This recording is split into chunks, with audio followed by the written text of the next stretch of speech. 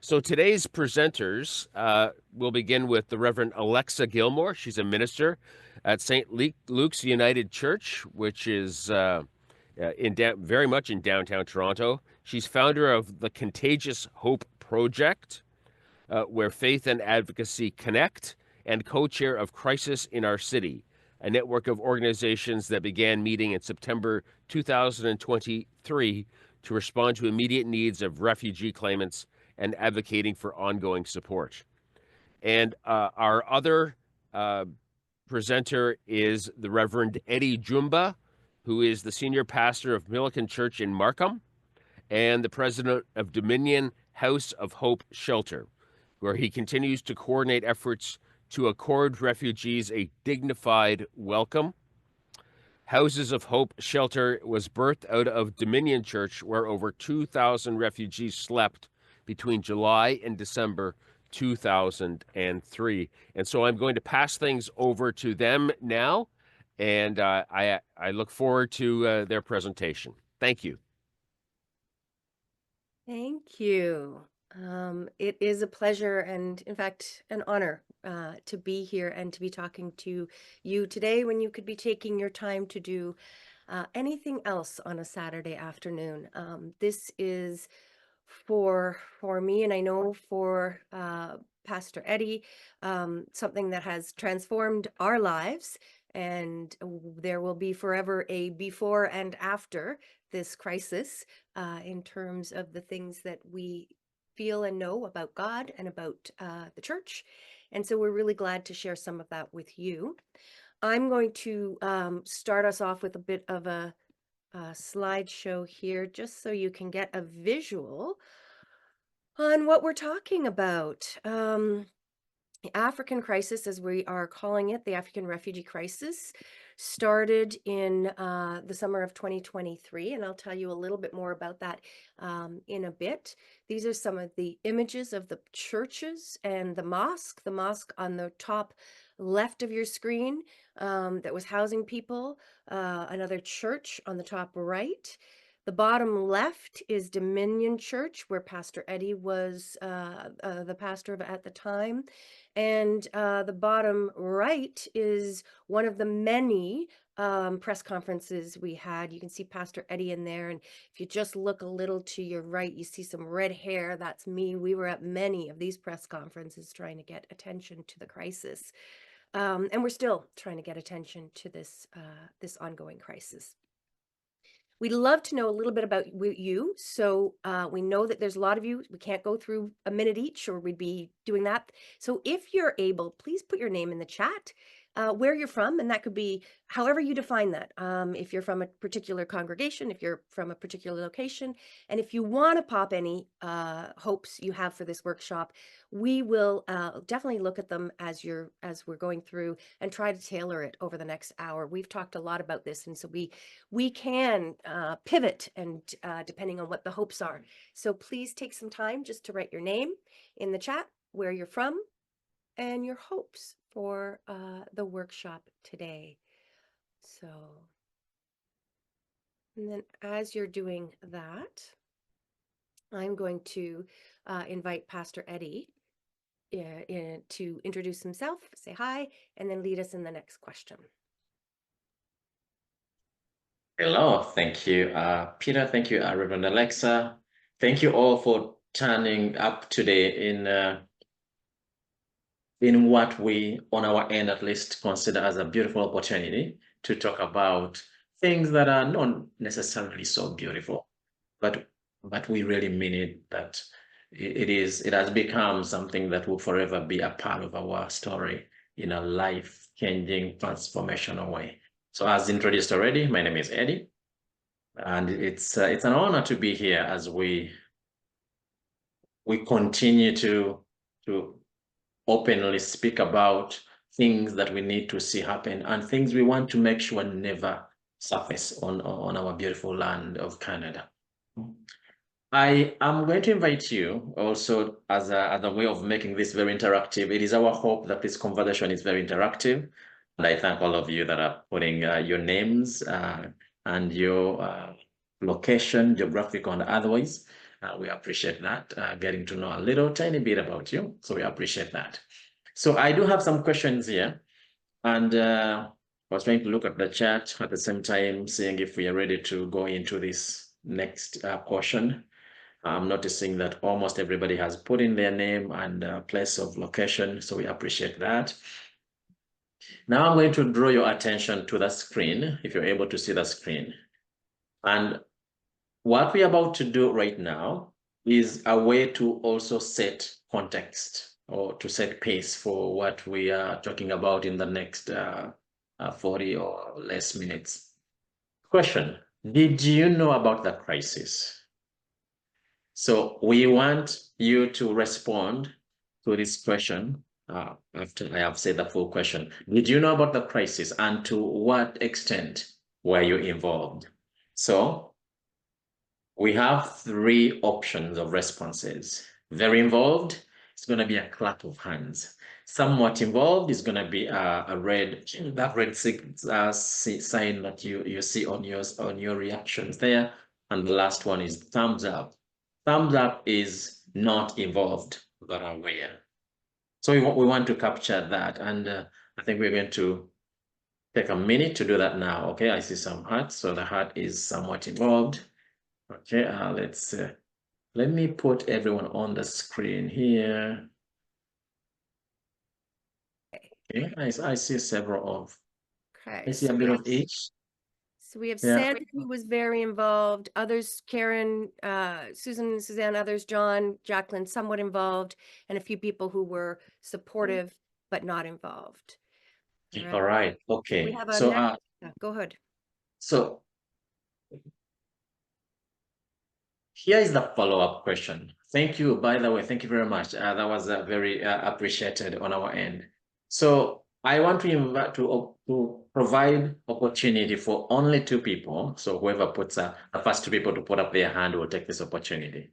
So the first group is the group of the people who said they were involved in some capacity. We want to hear from two people a little bit of detail, not too much, a little bit of detail of how they were involved. Okay, so we're gonna now go back to the screens. Okay, Jen, I see Jen. Please go ahead and let's see who is the next hand.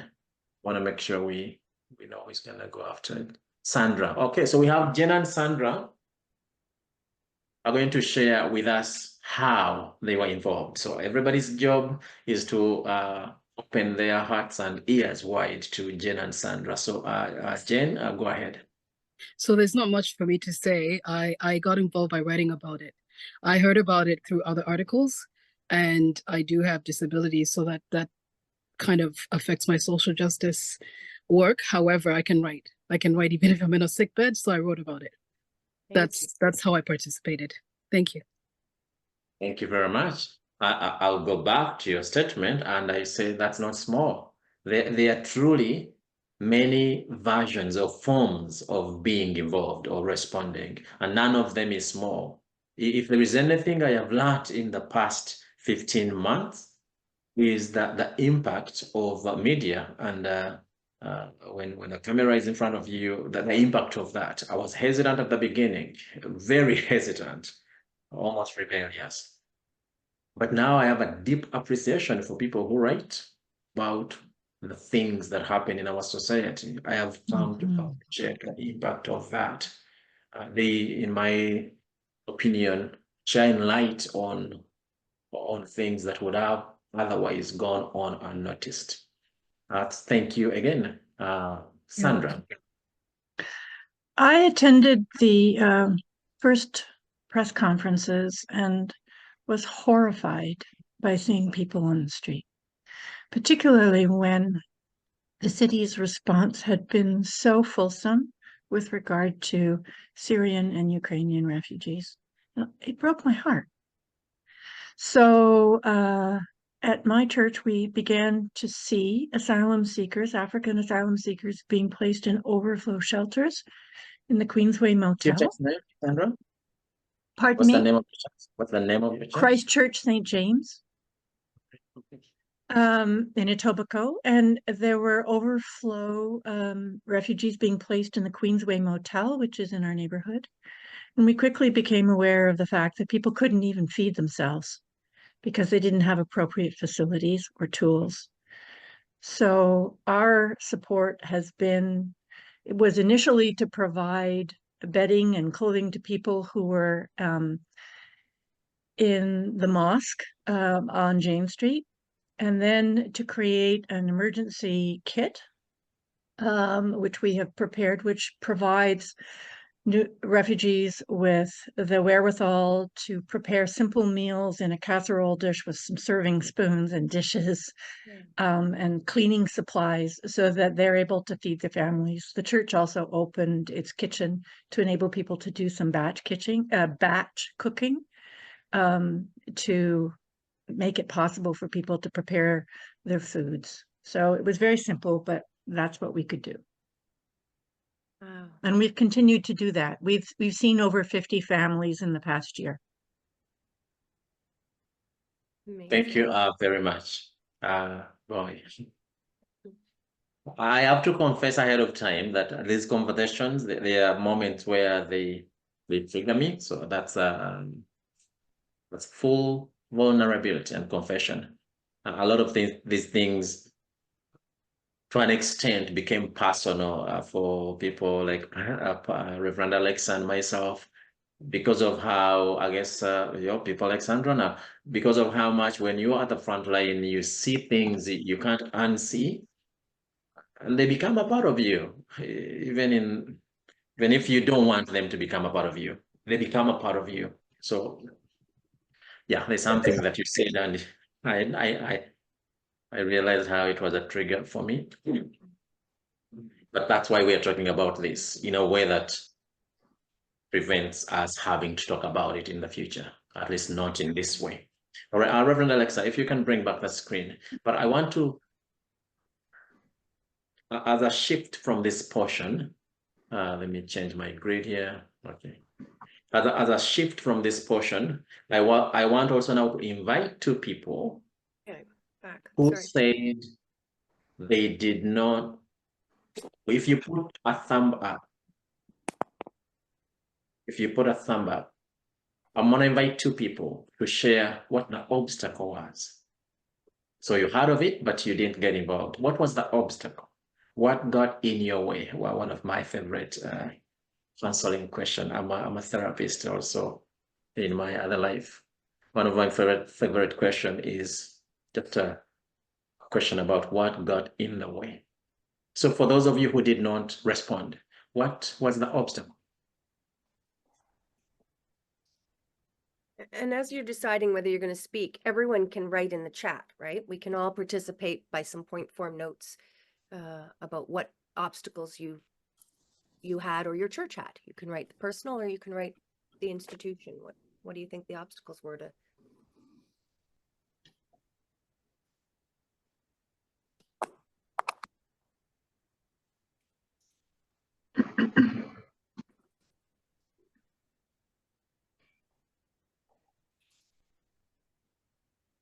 Do we have a brave soul to talk about whether it was too far away or too many other things going on, or what were the obstacles? Why did your church, and you hear about it, but why do you think you didn't get involved? And there's not a judgment on this, really. We really Thank you for saying that, Reverend Alexa. want this to be about lessons that we're learning, why some people got involved, why some people didn't, and what we might do as a result of all the learning. So Jacqueline in the chat has said, yeah, do you see that? I've adopted several young people as my children, and they have a place in my home. So I think is that you getting involved, or is that what was the obstacle to you getting involved? Are those individuals that are refugee claimants? Yeah. And Glenn says, I was in Pickering. Yeah, not in the heart of it, right? Not and not connected to a church at the time. Jane saying, I think it was too overwhelming for most people and not knowing where to start. Huge point, right? The bystander effect is a really interesting psychological theory on why people don't get involved. And not knowing where to start is one of the very big ones. Jacqueline says that's how you've been involved. That you've got some young people that have a place in your home. Jane, your point is really interesting. I'm also Ugandan originally, African. So some of these were my people, as many come from Uganda too. It hit very close to me. And I had to write to raise awareness. I do a lot of social justice writing. So was a URA involved? Don't know what a URA is. Aura. Aura, was Aura involved? Well, Aura does mostly sponsorships of Right. overseas folks, not refugee claimants here.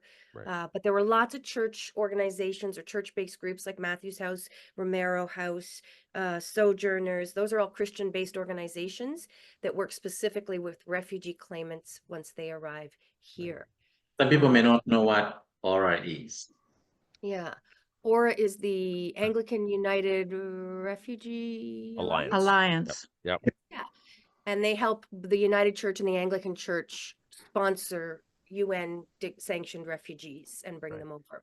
So really important, but not so much dealing with folks right here when they arrive.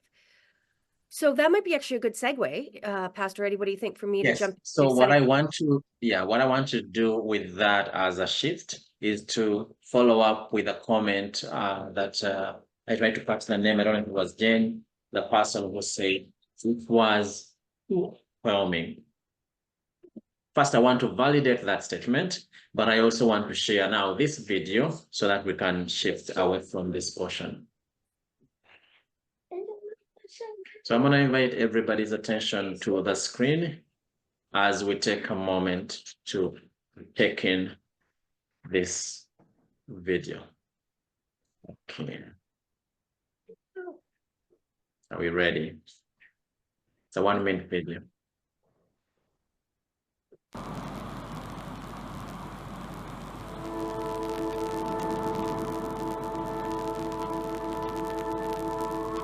One day, a man was walking along the beach when he noticed a boy picking up starfish and throwing them into the ocean.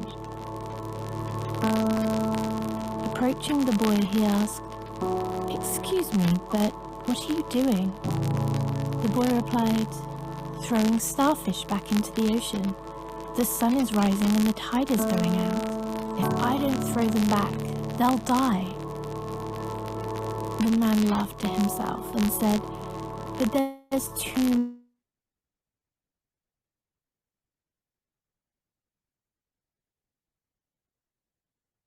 Pastor Eddie, it's The frozen. boy bent down, There we go. starfish, and threw it into the ocean. Then turning to the man, he said, "I made a difference to that one."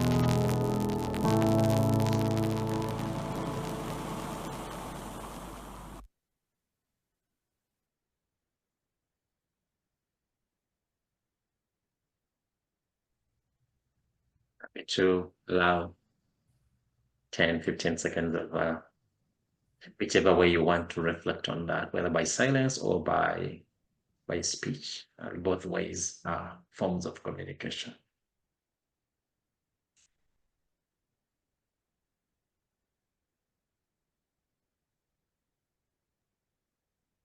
Pastor Eddie, I think I'd like to say something. You know, I think many churches are diminished and many church members are a bit burnt out. But I think when you feel something very deeply, it never hurts to share how you feel and to ask for help. And that's what I did. I'm a member of an ecumenical group in Etobicoke. And I told people how heartbroken I was. And one of the most heart-filling things that has happened with regard to this particular issue is how the ecumenical churches in my region have rallied together and financed the effort that we've tried at my church. We haven't done it. It's been all of the churches together in Etobicoke who've done this. And I think very seldom as churches do we turn to one another and ask for help and say, you know, I can't do this alone, but if you help me, I can do it. It's just not something that's part of our culture. Thanks. Thank you. Thank you, Sandra. Thank you, Sandra. I'm going to invite Reverend Alexa in the next maybe 1 minute. This is how I'm going to use that 1 minute. The way, because I would have been one of the people who put a plan where we responded. So I responded this way. In around May, towards the end of May, so around the third week of May, we started learning of people arriving on the streets of Toronto and actually staying there for nights.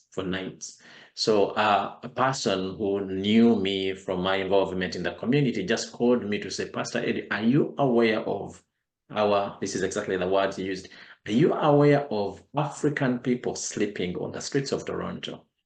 I said, well, I am aware of here and there people coming and they're stranded and then we figure out a shelter, but I'm not aware of what you're describing. So what he did was to plant seed in me to be more attentive to what's going on. And that's exactly what happened. So I was now more attentive, and it didn't take a few days. It only took a few days to realize that the numbers were actually growing by the day of the people who were sleeping on the streets on cardboard on the streets of Toronto.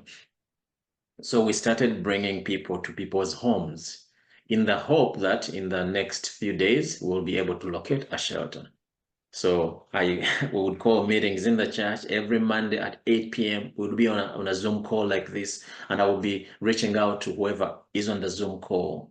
Hey, Sandra, can you take 2 people? Karen, can you take 1 person? Susan, Dave, can you take 1 person? Do you have a carpet in your house? Do you have a couch? And we did that for 3 weeks, a month. So now we are going into June, towards the end of June, and this was not sustainable at all.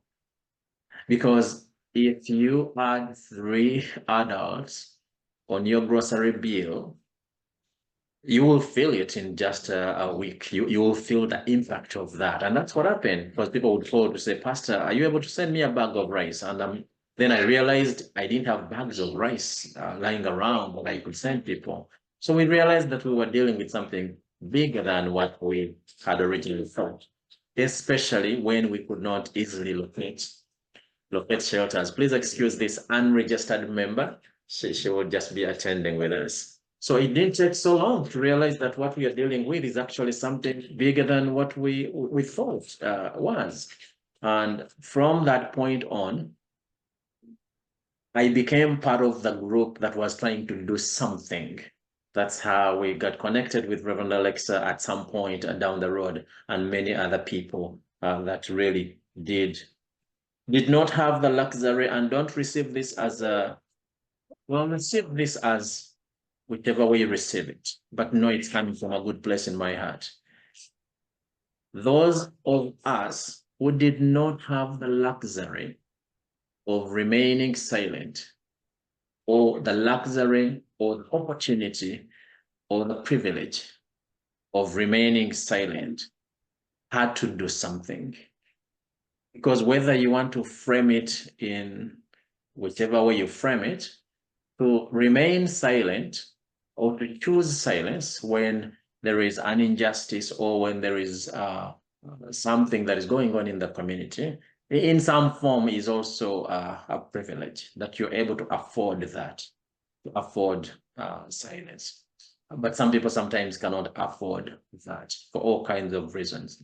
So anyways, we responded, and we realized that we are not responding because of resources or because of a plan. We didn't have a plan.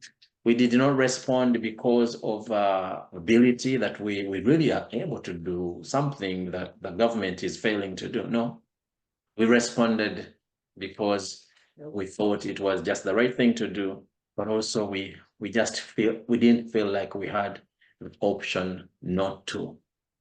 We just felt like we could not afford to not respond. So I wanted to conclude at that point that to someone who said that it was very simple what we did. I think it was very sandwich when she was mentioning the list of things they did, the emergency, the cooking thing. And then she concluded by saying, it was very simple what we did.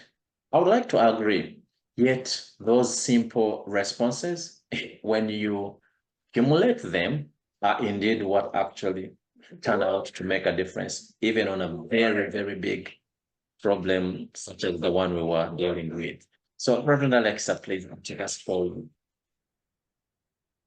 Thank you, Pastor Eddie. I think just to shift gears a little, I'm just taking a second to see which direction I want to take this.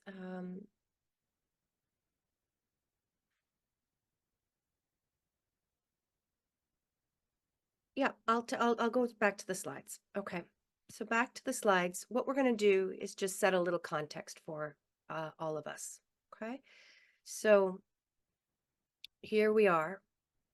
This is the perfect storm that happened in 2023. And why did it happen?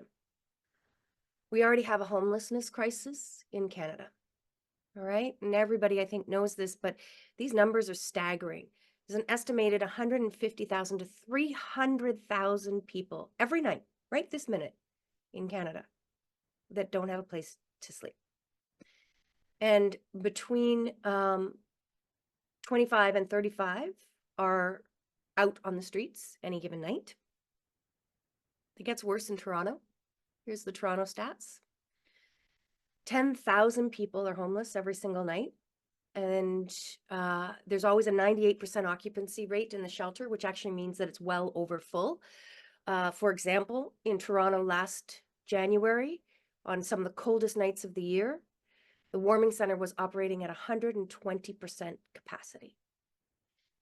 Any given night in the last few months, about 250 people called the shelter services to get a bed, and they were turned away.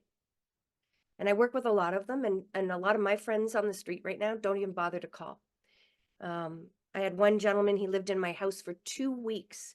So you can be sure I was desperate trying to call. It took 2 weeks of calling every few hours to get him a bed. And the housing is even worse than shelter. There's 85,000 people waiting. We were all pretty stunned by the Daily Bread's statistics. 1 in 10 people right now in Toronto, 1 in 10. So on this call, 3 of us at least are using the food bank right now. 50% of the refugees that are in the shelters, or 50% of the people in the shelters are the refugees. And more than 1 in 10 of them are seniors, right? So into this crisis, we had a secondary crisis. And these stats show the secondary crisis.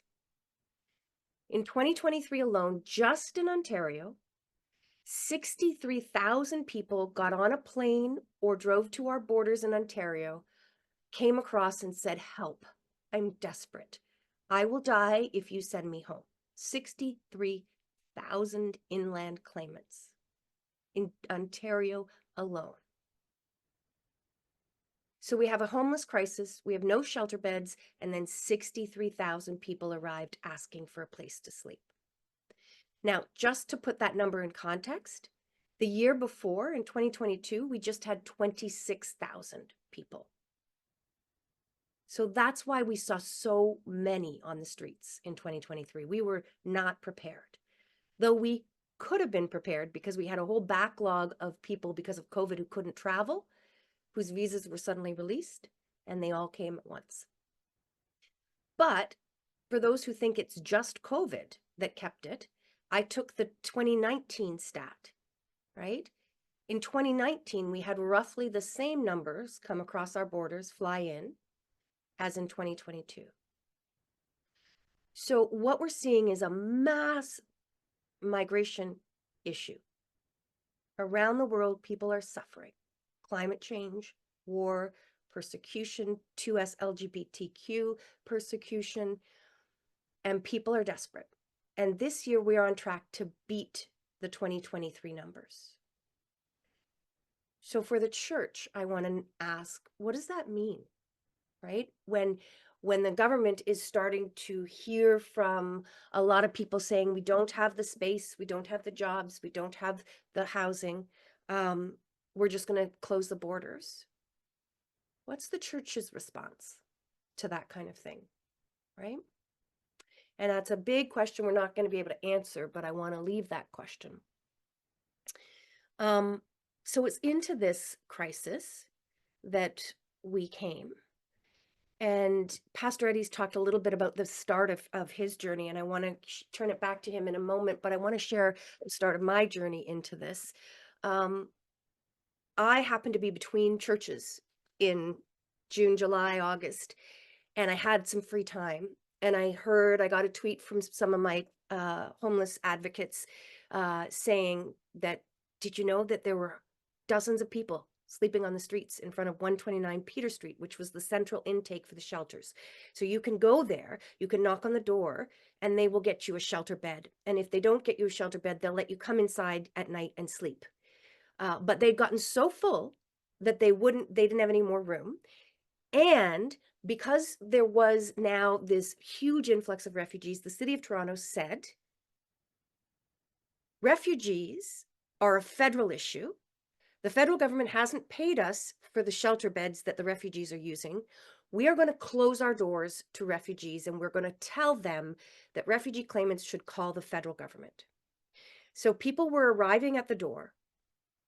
They were being told as they got there with their one bag of stuff from the airport, refugees and refugee claimants are federal, call the federal government. They would call the federal government, and the federal government would say, we don't have shelter beds, call the city. And they would say, I'm literally inside the building or outside the building at the city. And so they were a political football in those early months. And before the media was there was very little support. They were outside in the rain. They got meals haphazardly. A group of us had started to organize. So we had a big spreadsheet, and we were asking churches, we were asking others to come down and fill in the spreadsheet on when you'd come in and bring meals. And this was the summer months. And it carried on right through to the winter months, to the point where, as Pastor Eddie is about to share, the churches had to open up their doors. Individuals like myself, Pastor Eddie, others had people sleeping in our basements. There was a Ugandan couple, two women, who escaped with this tiny bag, and they were wearing flip-flops, and it was 2 degrees out, and sundresses. And they rang the doorbell in early October. It was a week before Thanksgiving. And the staff there said, there's a wait list. Everyone here, and he pointed to the 22 people outside, are waiting. And they were shivering. They'd slept on Spadina Avenue for 24 hours at that point, not sleeping really. And they said, well, how long is this wait list?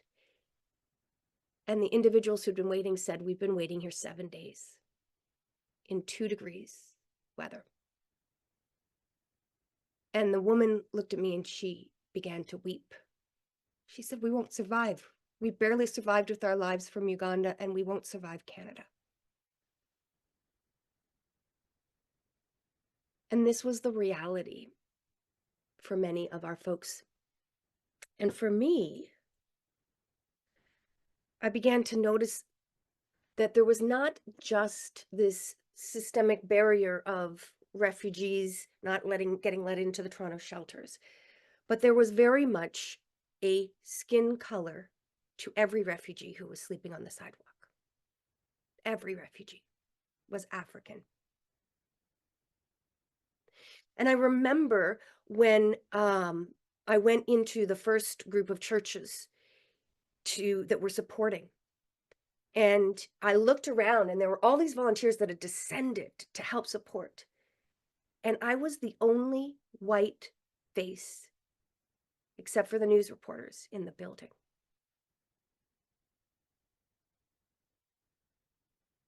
And yet every one of us had heard it on the news.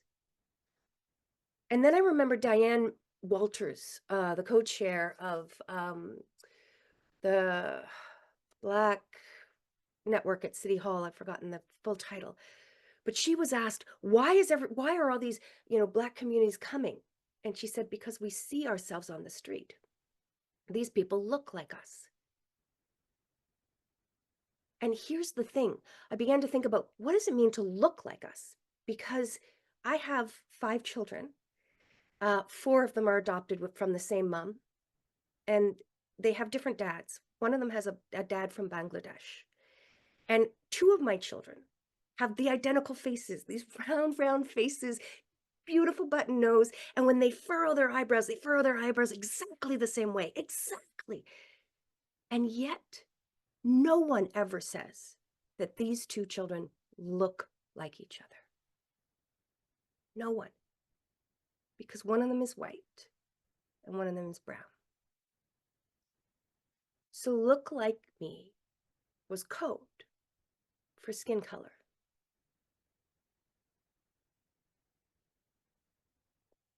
And I think it's really important as we wrestle with this conversation, right? And as we talk about the ways in which the church supported, that we also talk about the ways in which we didn't, right? I'm from the United Church of Canada. The ways in which the denominations did or didn't come in, who came in, who didn't, because all of this is not meant to elicit guilt or shame, but questions of what do we do next time? How do we see the person on the street and say, they look like me, right? The way in which my beloved friend, Pastor Eddie, my brother, Pastor Eddie, said, they are mine, and came and picked them up. So I'm going to turn it over because I think the story of what the church did is really important, but also the church that we're talking about is the Black-led church for the most part, right? There was only one white church that invited people to stay, 30 of them for about a month. When you hear these stories that Pastor Eddie's about to share, every single one of those communities was Black-led. Pastor Eddie? Thank you very much, Reverend Alexa. I really appreciate you deeply. I am also keeping an eye on the time, and we really want to use at least the last 20 minutes. Peter, can I double check? We stop at 2:15. That's what we committed to? Well, we were till 2. Oh, till 2. Okay. All right. Okay. So we are going to use, we want to use at least, I'm going to use 2 minutes to say just what happens when the church says yes. It's going to use 2 minutes to do that. And then we'll use the last 15 minutes to really invite you in participating. So what happens when the church says yes? And everything I say is from lived experience in terms of having witnessed it. When the church says yes, first of all, I'm even going to go back to a little quick steps back. When the church says yes, we communicate to people that you actually look like us. We actually believe that you're created in God's image. And because of that, you really, truly look like us. Because in the eyes of believers, which I know many are on this forum, every created being, regardless of the house they live in, so the skin they live in, they are bearers of God's image, and that has intrinsic value, untouchable, unchangeable value.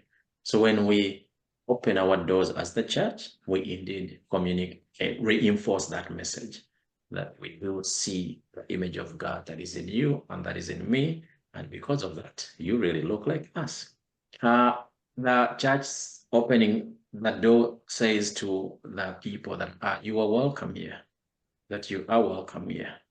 It says that you matter in the eyes of God and also in my eyes. It says to the people that you belong here, you have a place here. Those are big things for anybody. Picture somebody arriving in the foreign land for the first time, and these are the messages that are entering them. These messages enter people when the church says yes. So I cannot encourage you enough not to underestimate the impact of what happens to people that arrive in the country when the church says yes. The impact cannot even fit in words. It can't quite fit in words. I will say this one, it's the most sad one for me.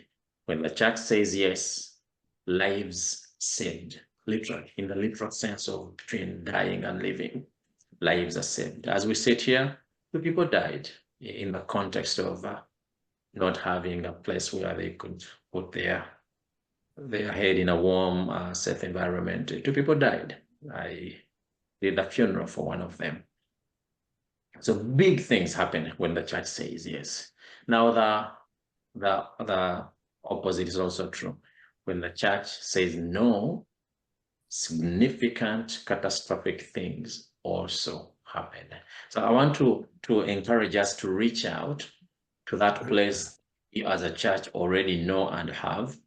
We have historically done so much to fill gaps in terms of social, or as we call them in social work, contemporary social issues or social problems. When the church steps up, so much gap is filled. In one of the recent conversations, I was privileged to sit at a table with the mayor of Toronto in a boardroom closed with a few people. And in one of her opening words, she says, she said, we don't know where we would be as a city if churches did not open their doors. You can tell her, Pastor Eddie said you said these words. She will confirm that she did. But as one who was looking on from the other side, this is a comment that she made. So I'm just reinforcing that we as a church saying yes goes above and beyond what we can imagine. So I just want to encourage you. But also there's a reward in that, as you would know in Matthew 25, that indeed there's a time when Jesus will be handing all of us gifts and saying, you know what, when you open that door to that person who was stranded, you were opening it for me. When you put a piece of blanket on them, you were putting it on me. I could go on and on about that, but I will not. So thank you very much. Reverend Alexa, the very last slide that invites people to really say a word would be the one where we're asking the question, how do you, as an individual, but also, so you could answer this question at an individual level or at a system level, what can be done to make sure that those obstacles that made it impossible for you to step up or to respond, those obstacles are removed moving forward? Because this country is a beautiful country. People will still continue to come. And in the morning, I had an opportunity to attend Myth about homelessness. I don't know who, I don't see him here, who was the presenter, but man, it was beautiful. He says, if you are one of the people who say that, oh no, people choose to be homeless, or people choose to, to come into these kinds of conditions, which indeed is exactly what somebody was told when the churches could not, were at the brim, and people were moved to the, what's that place, Reverend Alexa? Used to be an exhibition center. When they were taken to not Metro Hall, but the convention center. The convention center. So when they were there, one of the ladies who was Muslim tried to raise a concern that in my entire lived life, I'm a 36-year-old woman, I have never slept, and I've never slept in the same space with men. I know that I will not be able to even sleep. So The worker says to her, well, you chose to come here. You chose to come here. You have to comply with the conditions that you find here. But so this man in the morning, this brother was saying that if you're saying that the reason people are here is because they chose, he says, be brave enough also to go a little bit deeper in that statement and wonder, choosing between what and what. He says, don't just say that, oh, it's their choice to be on the streets. He says, go deeper and ask the question and also answer it. The question would be, choice between what and what? Thank you very much.